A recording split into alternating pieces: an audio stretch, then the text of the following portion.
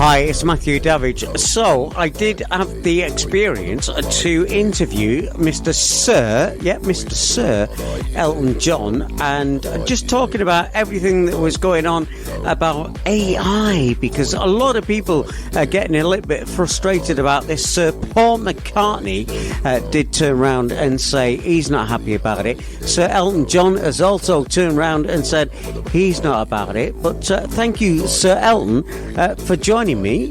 What's it all about? If someone wants to use your song, ask. Yeah. Oh, yeah. And then you have to have the transparency and how is it being used. That's fine.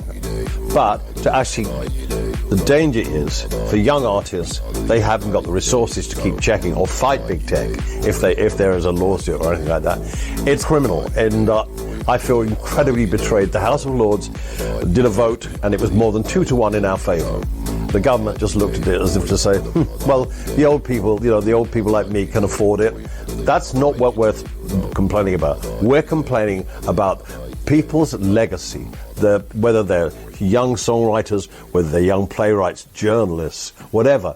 Some people aren't like me. They don't earn as much as I do, but when they're creative, and it comes from the human soul and not a machine, because a machine isn't capable of writing anything with any soul in it.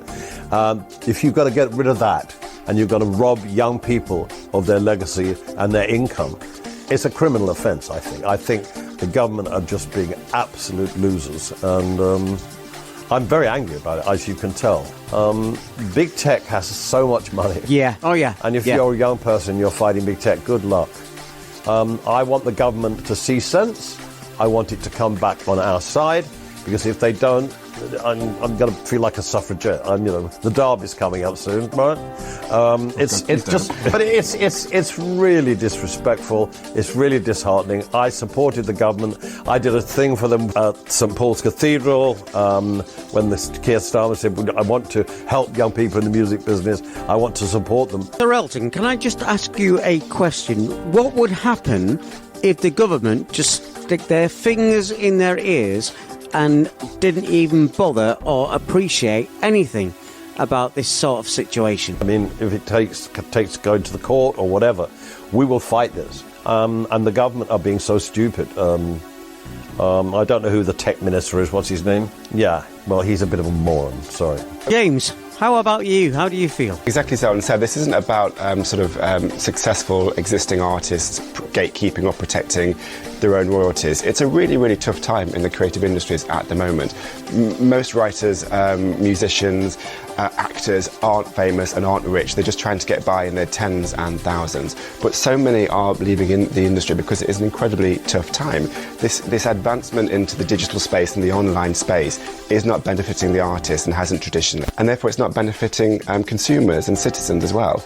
And exactly as Elton said, it's not about denying the existence of AI. Look, this is here, we know it's definitely going to happen.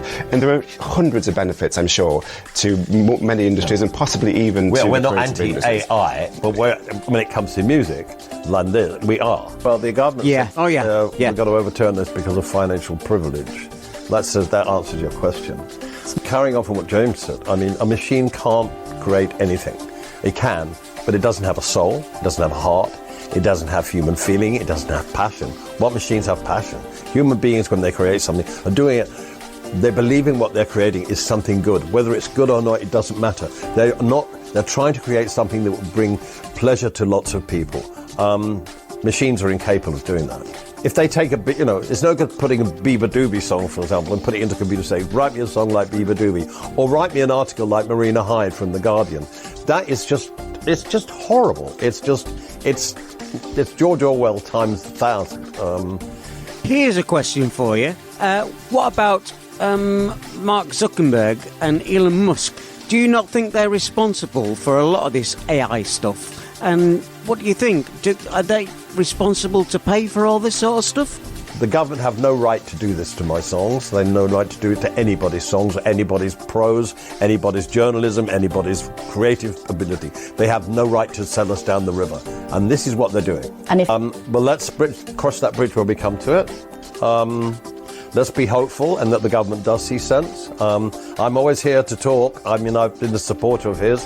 He can pick up the phone. We can have a cup of coffee.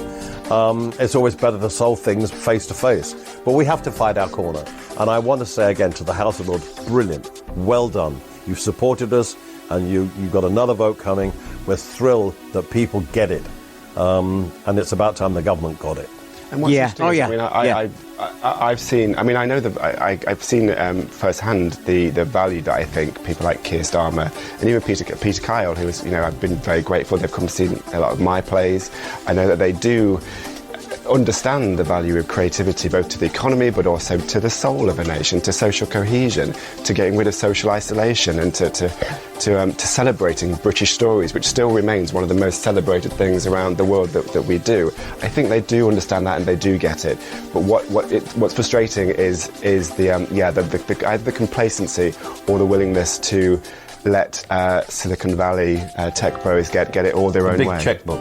And every young artist I've talked to isn't interested in AI. They're interested in writing their own thing. And let's put this into perspective. We're not against AI. AI can do wonderful things. But when it comes to music and creativity, let's draw a line here, please. Sir Elton, I know you love doing musicals, and I know how fond you are of them, and I know what's going through your minds at the moment. You still want to do it and stuff like that. But James, would you be up with it? With Sir Elton, would you still want to carry on? Another musical. But the thing is, I really enjoy writing musicals, and everyone I've written, I've really enjoyed, including Tammy Faye, which we wrote together.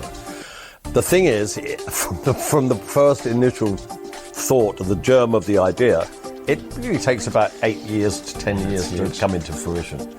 And I'm at the point in my life now where I'm not interested in waiting that long. We have Devil Wears Prada and Lion King with the #1 and 2 musicals in Britain at the moment, so I'm very happy with that. I love writing musicals, but the thing is, I'm 78 and it's a lot of hard work.